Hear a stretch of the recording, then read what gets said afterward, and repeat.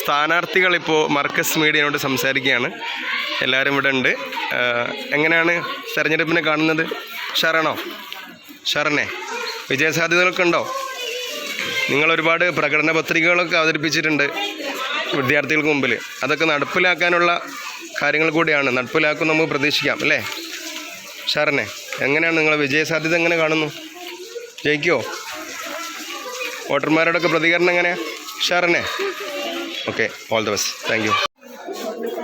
മർക്കസിലെ arts ലീഡേഴ്സിൻ്റെ കോമ്പറ്റീഷനിലാണ് നിങ്ങൾ സ്ഥാനാർത്ഥികളായിട്ട് മത്സരിച്ചിട്ടുള്ളത്. ഈ തെരഞ്ഞെടുപ്പിനെ എങ്ങനെ കാണുന്നു? പൊതുവെ നല്ലതായിട്ട് തന്നെ കാണുന്നു. വോട്ടർമാരുടെയൊക്കെ പ്രതികരണം എന്തൊക്കെയാണ്? നിങ്ങളുടെ ഈ തെരഞ്ഞെടുപ്പിൻ്റെ ഭാഗമായിട്ട് സ്കൂളിൽ നടപ്പിലാക്കാൻ ഉദ്ദേശിക്കുന്ന പ്രവർത്തനങ്ങൾ?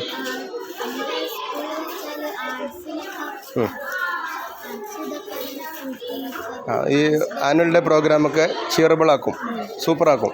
എല്ലാവിധ സപ്പോർട്ടും നിങ്ങൾ ഭാഗത്തുനിന്നുണ്ടാവും. വിജയപ്രതീക്ഷ നിങ്ങൾ ഏത് രൂപത്തിലാണ് കാണുന്നത്? ജയിക്കും, പ്രതീക്ഷയുണ്ട്. അപ്പോൾ നിങ്ങൾക്ക് നല്ലൊരു വിജയവും ആശംസകൾ അറിയിക്കുകയാണ്. തെരഞ്ഞെടുപ്പ് പൂർത്തിയാകുന്നു അല്ലേ? എങ്ങനെ വിലയിരുത്തുന്നു തെരഞ്ഞെടുപ്പിനെ? നല്ല തന്നെ. ഷാർ, ആദ്യമായിട്ടാണോ സ്ഥാനാർത്ഥിയായിട്ട് മത്സരിക്കുന്നത്? ആദ്യമായിട്ടാണ്.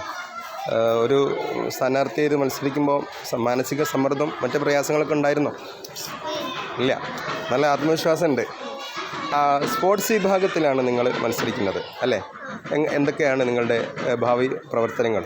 നിങ്ങൾ നേതൃത്വത്തിലേക്ക് വരികയാണെങ്കിൽ, തിരഞ്ഞെടുക്കപ്പെടുകയാണെങ്കിൽ മർക്കസിൽ എന്തൊക്കെ തരത്തിലുള്ള പ്രവർത്തനങ്ങളാണ് ഉദ്ദേശിക്കുന്നത്?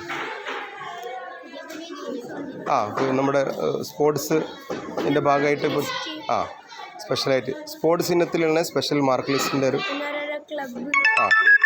സെപ്പറേറ്റ് ക്ലബ്ബുകളും കാര്യങ്ങളൊക്കെ കൊണ്ടുവരും. ഏതാണെങ്കിലും പൊതുവെ നല്ലൊരു തെരഞ്ഞെടുപ്പായിട്ട് വിലയിരുത്തുന്നു. നന്ദി, വിജയാശംസകൾ.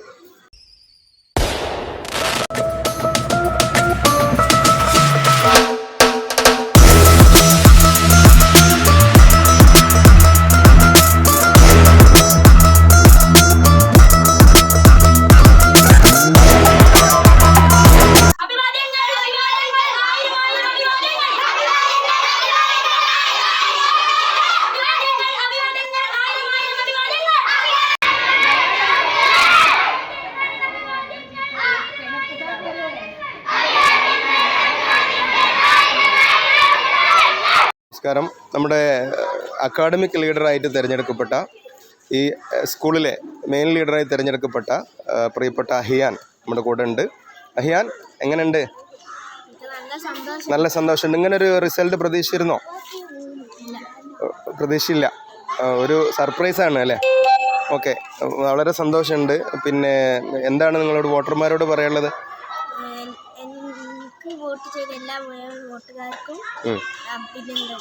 അഭിനന്ദനം.